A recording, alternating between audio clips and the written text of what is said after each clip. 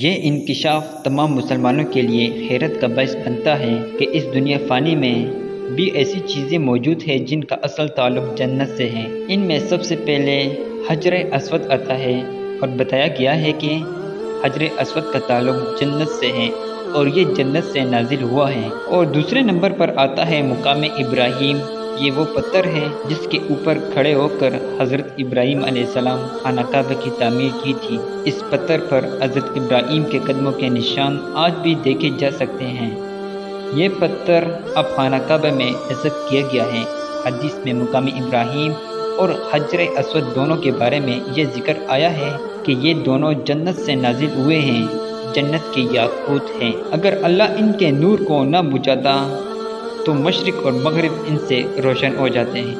تیسرے نمبر پر تابوت سکینہ آتا ہے۔ اللہ تعالیٰ نے بنی اسرائیل کے مطالبے پر ان کے لیے بادشاہ کا تقرر فرمایا اور اس کی دلیل کے طور پر برسوں پہلے ان کے ہاتھ سے کھو جانے والے تابوت سکینہ کے دوبارہ اس انداز میں آنے کا ذکر فرمایا کہ اسے اللہ کے فرشتوں نے اٹھا رکھا ہوگا۔ اس تابوت میں حضرت موسیٰ اور حضرت ہارون علیہ السلام کی زیر استعمال اشیاء کے علاوہ نسخہ تورات و تختیات بھی موجود ہیں جو حضرت موسیٰ کو کوئی طور پر اللہ کی طرف سے دی گئی تھی۔ اس کے علاوہ صندوق میں حضرت موسیٰ کا وہ کرشماتی عصا بھی تھا جس کا بنی اسرائیل کی زندگی پر گہرا اثر تھا۔ اس صندوق کے شاہ خاص کا تعلق سماوی و ملکوتی جنتوں سے ہے۔ چوتھے نمبر پر دریائے نیل، فرات، سیخون اور جیخون آتے ہیں۔ ان چاروں دریاؤں کے بارے میں احادیث میں بتایا گیا ہے کہ ان کا تعلق جنت سے ہے۔ نبی کریم صلی اللہ علیہ وسلم نے شب معراج کے موقع پر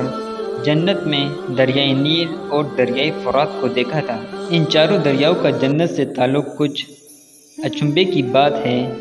اس کا مفہوم یہ ہو سکتا ہے کہ یہ دریا حقیقت میں تو جنت کے ہیں مگر قدرت الہی سے اس وقت یہ زمین پر بہہ رہے ہیں، مگر قیامت برپا ہونے کے بعد جنت میں رواں دواں رہیں گے۔ پانچویں نمبر پر اجوا کھجور آتی ہے۔ یہ کھجور کی ایک خاص قسم ہے جو مدینہ میں پائی جاتی ہے۔ اس کے متعلق نبی کریم صلی اللہ علیہ وسلم نے ارشاد فرمایا کہ اجوا جنت سے آئی ہے اور یہ زہر کا علاج ہے۔ اس حدیث میں اس کھجور کو زہر کے ساتھ جادو کی مدافعت کے لیے بھی مفید بتایا گیا ہے۔ چھٹے نمبر پر ریاض الجنت آتی ہے۔